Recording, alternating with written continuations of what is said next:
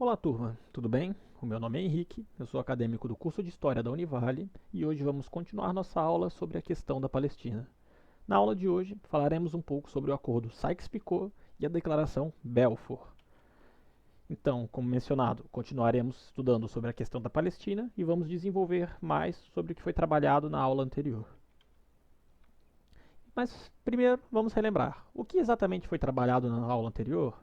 Bom, na última aula nós vimos que a Primeira Guerra Mundial ela teve muita influência nos conflitos da questão da Palestina, principalmente nos acordos feitos entre os ingleses e o povo árabe, na promessa de terras. E os árabes confiaram nos ingleses, acreditando que poderia ser possível a criação de um grande império árabe unificado. E nós vimos também que neste momento surgiu o sionismo, ou seja, o nacionalismo judeu. Os judeus, um povo que sempre foi perseguido em sua história, começou a dizer, começou a pensar, começou a escrever que já não dava mais e que era necessário a criação de um Estado judeu. E nós estudamos também sobre os conceitos de Estado judeu, de nacionalismo e daí por diante. Na aula de hoje, nós vamos nos aprofundar sobre o Acordo Sykes-Picot. Bom, então vamos falar primeiro sobre o Acordo Sykes-Picot. Vamos entender primeiro também por que ele leva esse nome. Ele leva esse nome por causa dessas duas figuras que vocês estão vendo na tela. O da direita, que é o Mark Sykes, ele era um diplomata britânico, e o da esquerda, que é o François Georges Picot. Ele também era um diplomata, só que ele era um diplomata francês. E eles entraram em um acordo. Por isso o nome, o Acordo Sykes-Picot. Esse acordo ele ocorreu durante o desenrolar da Primeira Guerra Mundial. E a gente vai entender também o que exatamente era esse acordo, o que eles estavam acordando. Eles estavam acordando sobre a divisão das terras árabes. Isso, relembrando, ainda no desenrolar da Primeira Guerra Mundial. Então eles já estavam dando quase como certo a vitória na guerra. Porque antes de acabar a guerra, eles estavam se reunindo para entrar num acordo sobre a divisão das terras que eles iriam ganhar com a guerra. E quais terras eram essas? As terras que estavam sob o domínio do Império Turco-Otomano. As terras do povo árabe. Relembrando, árabe não é turco. Turco não é árabe. E aqui vocês estão vendo a figura de como foi desenhado esse acordo. Vamos primeiro estudar as cores. A primeira cor, o roxo, ali em cima, aquela região que pega um pouco da Turquia, ela seria a zona de controle francês, do povo francês. Essa azul claro, um pouco embaixo dela, também seria uma zona de controle francesa, mas seria uma zona de influência.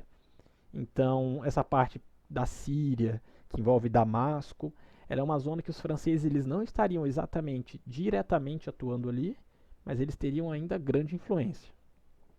Embaixo, na zona vermelha, que tem Bagdá, que tem Basra, ela seria a zona de controle britânico, onde os britânicos estariam controlando de fato a área. E essa zona um pouco mais perto de um rosa, de um salmão, onde tem Amman, onde tem Kirkuk, ela seria uma zona de influência britânica, que seria quase a mesma coisa que a zona de influência francesa. Os britânicos eles não estariam necessariamente ali, mas o povo que estivesse ali teria que obedecer aos britânicos. Então, nós podemos ver que essa região do Império Turco ela foi dividida basicamente entre dois países, entre a França e a Inglaterra. Só que tem mais uma cor ainda, que é o verde, que seria qual lugar? A própria Palestina, que é o tema da nossa aula. Essa área ela se tornaria uma zona internacional, ou seja, vários países eles teriam que entrar em um consenso para definir os rumos dessa região.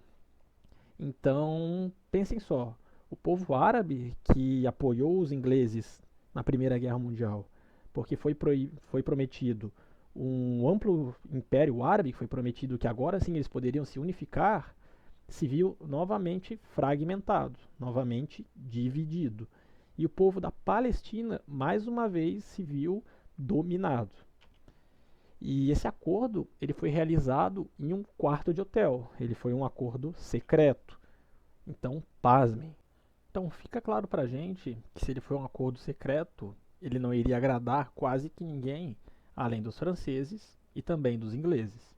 E sempre relembrando, esse acordo ele foi feito em 1916, antes do final da Primeira Guerra Mundial. Então, caso a Inglaterra e França tivessem perdido a Primeira Guerra, de nada iria valer esse acordo que eles fizeram. Mas como eles venceram a guerra, esse acordo foi e muito importante. Logo no ano seguinte, em 1917, houve também a Declaração Balfour. Antes de falar sobre a declaração, eu vou só contextualizar com vocês que em 1917 o exército inglês ele invadiu a Palestina. Então aquela promessa de liberdade que os ingleses tinham dado para o povo árabe, de que com o final da Primeira Guerra Mundial, se eles ganhassem, os árabes seriam livres, aqui ela desmoronou completamente, porque os ingleses eles invadem a Palestina e começa o mandato britânico na Palestina. Então, quem manda agora na Palestina são os ingleses, a partir de 1917, com a invasão inglesa. E para piorar tudo, e nesse mesmo ano vai surgir a Declaração Balfour, que é a carta de um chanceler inglês, de um ministro. O nome dele era Arthur James Balfour, por isso o nome, Declaração Balfour. E ela vai ser uma carta que vai concordar com a criação de um Estado judeu, aonde? Na Palestina. Essa daqui é a carta original, em inglês. E o que essa carta vai falar? Essa carta vai falar que as autoridades inglesas eles veem com muito bons olhos a criação de um Estado judeu. Ou seja, que eles estão concordando com os sionistas. E aonde que vai ser criado esse Estado judeu? Para os ingleses, esse Estado judeu seria interessante de ser criado na Palestina, desde que respeitasse as comunidades de não-judeus que já moram lá. Mas olha como essa questão é complicada. Essa carta, essa declaração Balfour, vai deixar ainda mais irritado os árabes dessa região.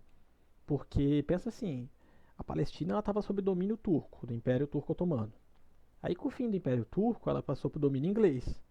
E agora chega a notícia para eles de que a terra deles vai virar terra judia. Ou seja, eles estão perdendo as próprias terras a cada vez mais. E quando surge a esperança de que eles vão continuar, vão ter de volta a sua terra, isso não acontece.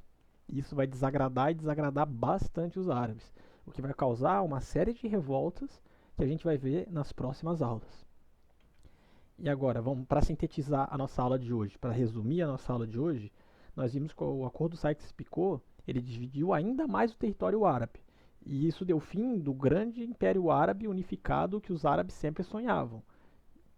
E a gente viu também que a Declaração Balfour legitimava a criação de um Estado judeu. Foi mais um dos agravantes para essa complicada questão da Palestina que a gente está estudando. Essas aqui são nossas referências, continuam as mesmas da aula passada, porque seguem a mesma linha. E eu espero que vocês tenham gostado. Nos vemos na próxima aula e até mais.